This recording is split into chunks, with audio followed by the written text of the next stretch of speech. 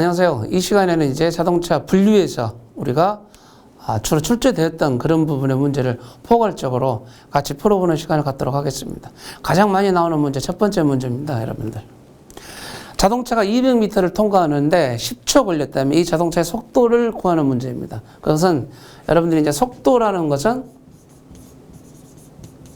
시간분의 거리죠.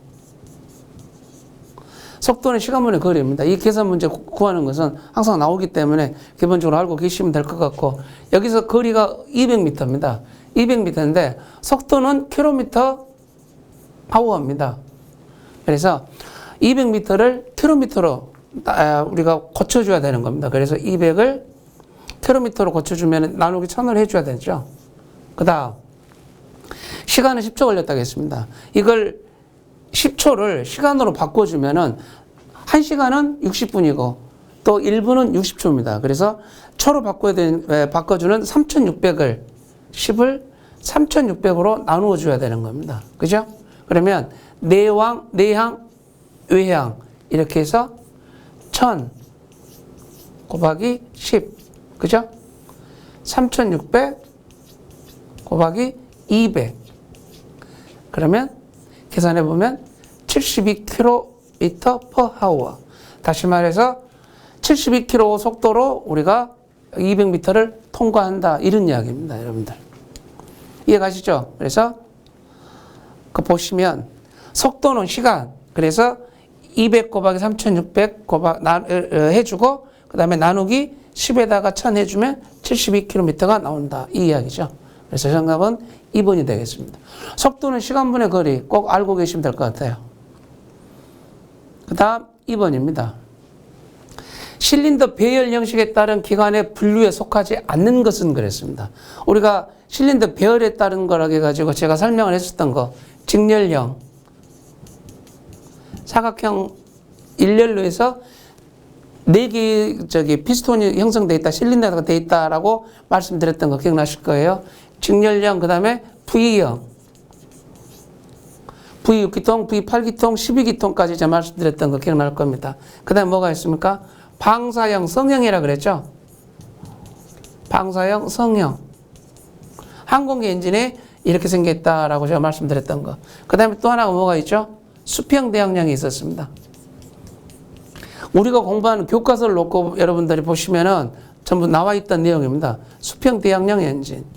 그래, 박스 엔진이라고 제가 말씀드렸던 거 기억나실 거예요. 그 만든 회사가, 수평 대항량 엔진을 만든 회사가 어떤 회사죠? 우리가 대표적인 게 이제 페르디난트 포르쉐라는 차고, 그 다음에 독일의 스바루라는 차가 이 수평 대항량 엔진을 유일하게 쓰고 있는 엔진 회사입니다. 여기에서 그러면 실린더 배열 형식에 따른 기관의 분류가 아닌 것은 그랬죠. 직렬형 들어갔죠. 성형 들어갔죠. 방사형이라고. V형 들어갔잖아요. T형이 아니다라는 겁니다. 그래서 정답은 3번이 되겠습니다.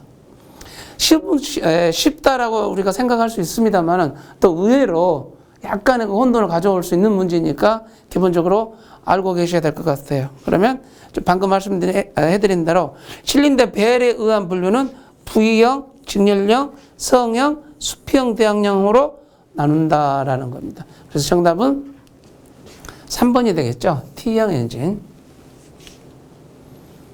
그 다음 3번입니다, 여러분들.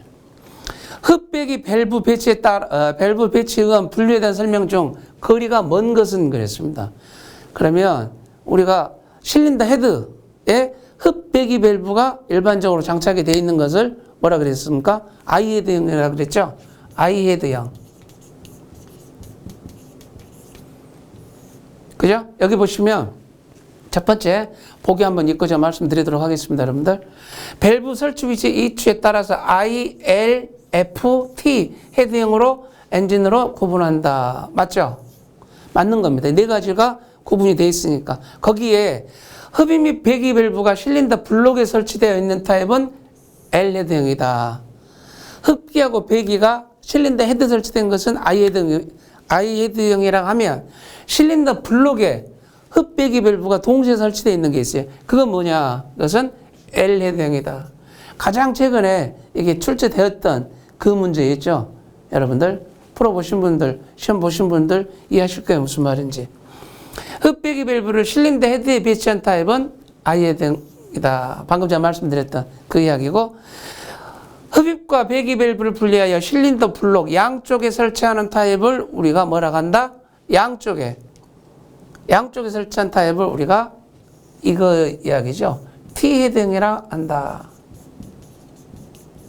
다시 말해서 이게 연소실이면요. 이게 연소실입니다. 그러면 흡기와 배기 밸브를 분리하여 실린더 블록 양쪽에 여기 설치되어 있고 여기 설치되어 있고 지금 이 이야기죠. 요게 T헤드형. 다시 말해서 정답이 가장 거리가 먼 것은 F헤드형이 아니라 T헤드형이다. 정답은 4번이 되겠습니다. 여기 보면 나와 있습니다. 흡입 밸브와 배기 밸브를 양쪽으로 나누어서 실린더 블록 양쪽에 설치되어 있는 형식은 T헤드형이다. 이런 문제들은 유사한 문제들 계속적으로 지속적으로 나올 수 있는 거니까 정확한 개념 정리를 여러분들이 하셔야 된다. 이런 말씀입니다. 주행하는 자동차의 성능이 현저하게 떨어져 분해술이 우리가 뭐라고 합니까? 이걸 오버홀이라 그러죠. 현장에서 우리가 이제 뭐라고 하죠? 바라시라고 한다고 그럽니다. 분해하는 거, 올 분해해서 점검하는 것을 우리가 오버홀이라고 이야기하는데, 분해 수리를 해야 되는 경우에 가장 먼저 확인하는 작업은 그랬습니다. 분해 수리를 왜 해야 되는가? 그러면 어디가 문제가 있는가? 우리가 했었을 때 흡입공기 진공도 시험이 있습니다. 이건 진공도는 진공도, 그러니까 다시 말해서 어디가 진공이 새는가, 누설이 되는가. 그래가지고 이제 정상적인 압축 압력보하고는 약간 틀립니다만은 공기 진공도로 해가지고 시험하는 게 있고, 점막 코일의 2차 전압을 또 측정해서 우리가 측정하는 경우 여러 가지가 있죠. 지금 방법이 엔진의 압축 압력 시험이 있다 그랬습니다. 배출가스 분석이 있죠. 맞죠? 여기 뭐 탄화수소가 있고 또 낙스라 그러죠. 질소산화물이 있고 열산화탄소가 있고, 그죠? 뭐 디젤 기관은 미세먼지, PM이라고 우리가 이야기하는 이런 것들을 우리가 분석해서 하는 거하고 분해 수리하는 거하고는 정확하게 이야기하면 압축 압력이 가장 데미지가 크죠. 점막 코일은 전압을 측정해서 점막 코일 전압이 낮은다고 해서 엔진이 뭐라고 합니까? 부조 현상이 일어나는 거고, 시동이 걸렸다 안 걸렸다 그러는 거고, 진공도도 마찬가지죠.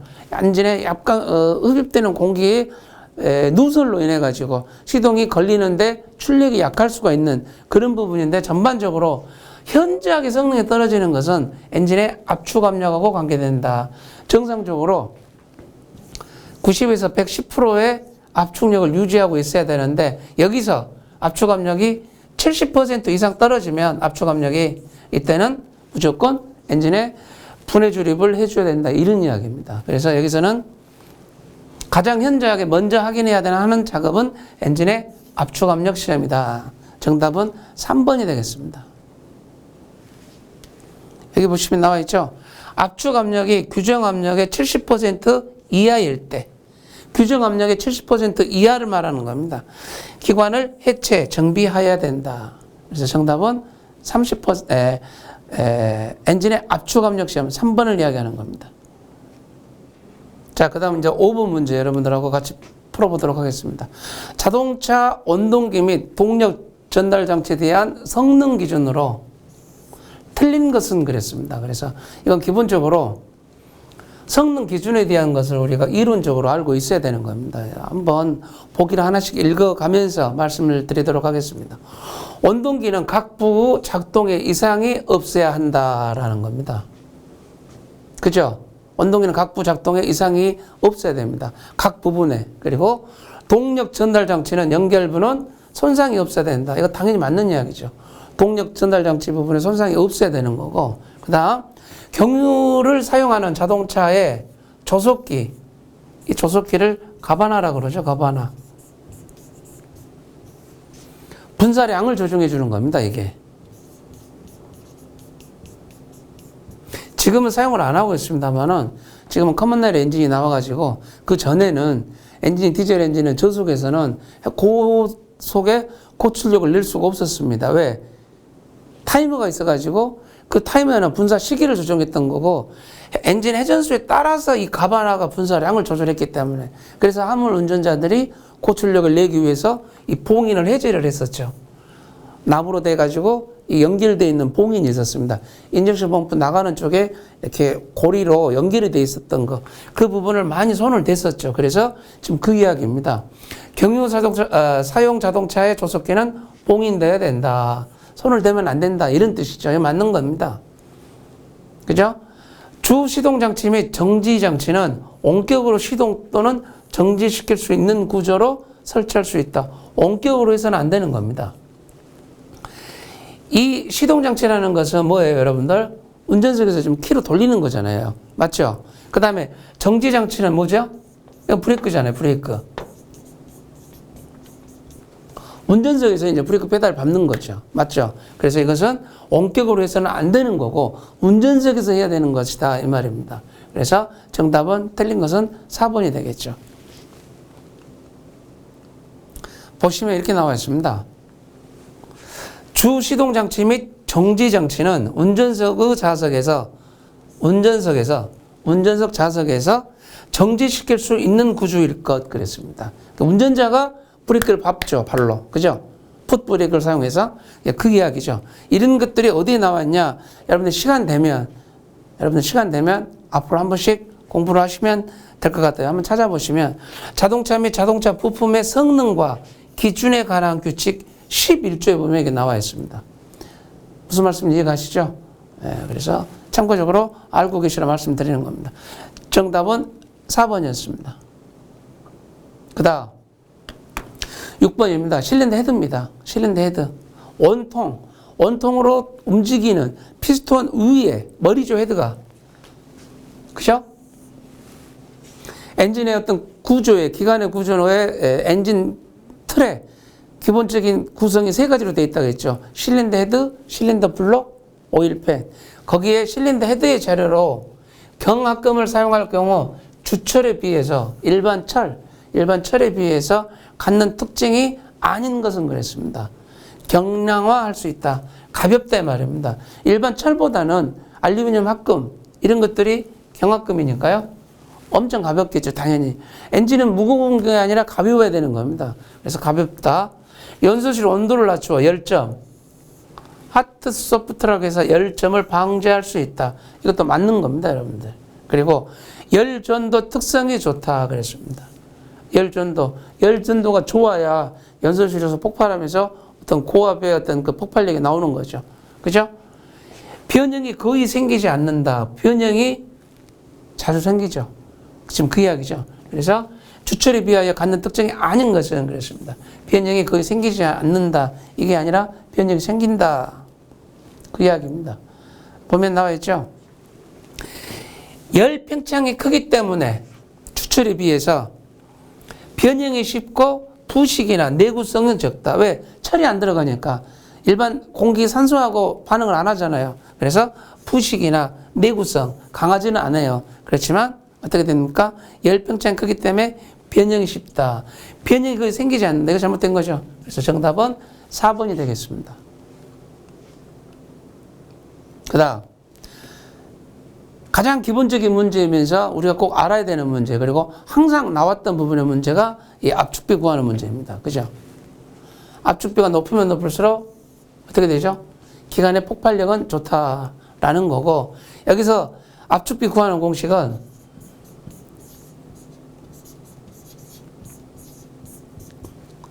이렇게 되죠.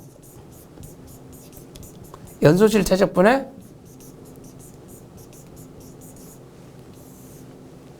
연소실 최적, 그래 뭐죠? 행정 최적입니다.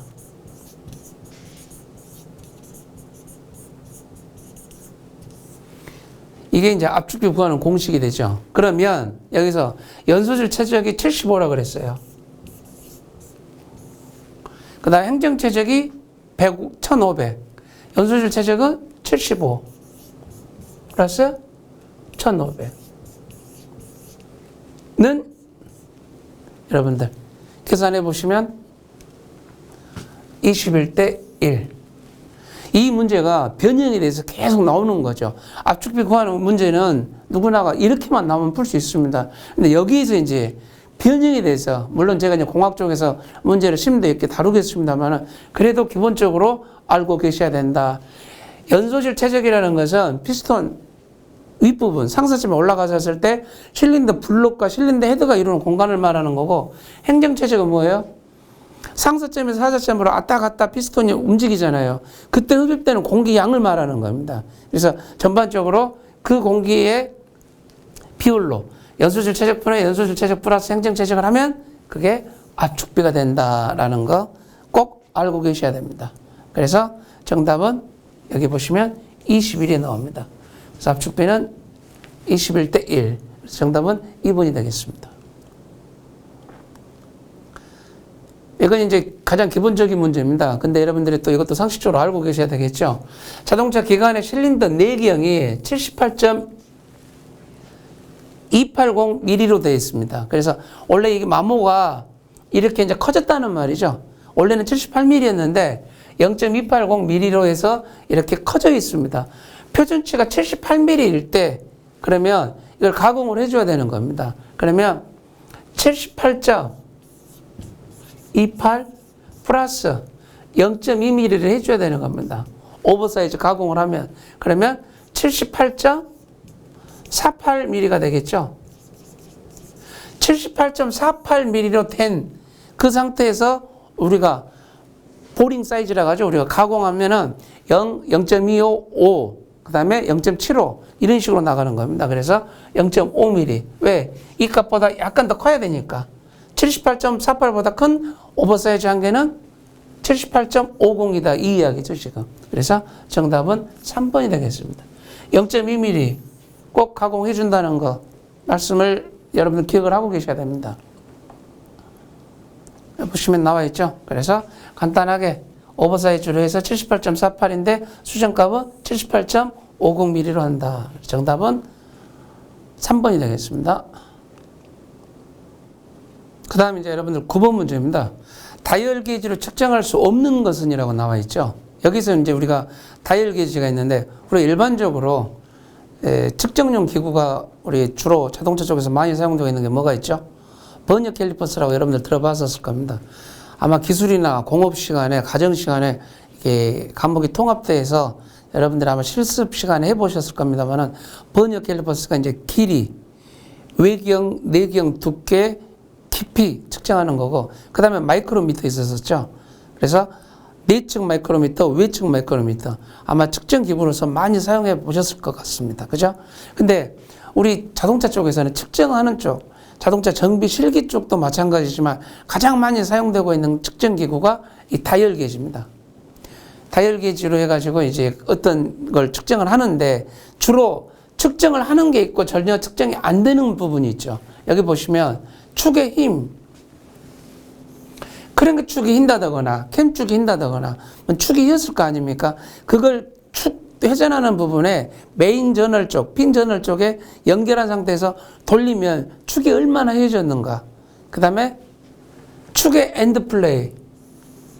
여기 엔드 플레이라는 것은 뭐죠? 축 방향 유격을 이야기하는 겁니다. 유격.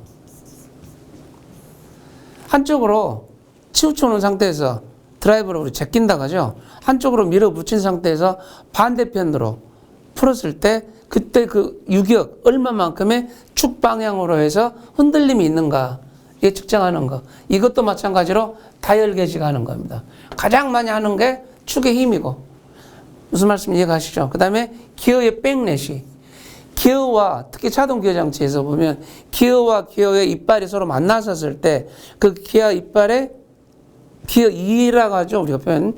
그 어떤 그 틈새를 이야기하는 겁니다.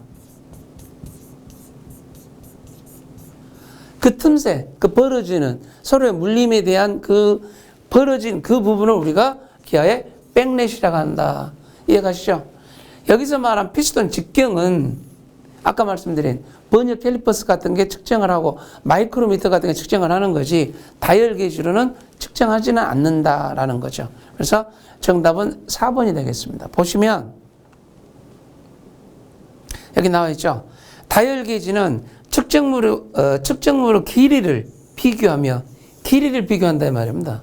길이를 비교하는 거. 그리고 축 중심의 흔들림.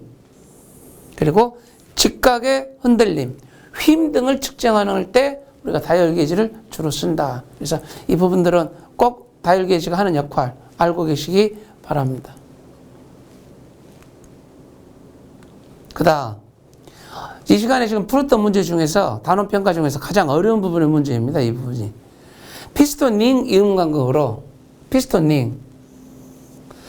링에는 세 가지가 있다 그랬죠. 종류 크게 말하면 두 개가 있습니다. 압축 링 1번, 압축 링 2번 있죠. 그 다음 오일 링이 있습니다. 그렇게 해서 링이 3개가 들어갑니다. 그 링에 들어가는 이음 간극으로 인해서 기관에 미치는 영향과 관계가 없는 것은 그렇습니다. 그러면 링 이음에 대해서 간극이 적거나 간극이 크거나 그 사이로 해가지고 피스톤이 왔다 갔다 왕복 운동을 하는데 발생되는 일련의 모든 상황을 이야기하는 겁니다. 소결의 원인. 맞죠? 압축가스의 누출의 원인. 피스톤 링이 불량하면 그렇게 되는 겁니다. 간극으로 인해서. 그래서 연소실에 오일이 유입된다. 이것도 맞는 겁니다. 그럼 여기서 정답이 몇 번이죠? 4번이죠. 실린더와 피스톤의 충격은 발생.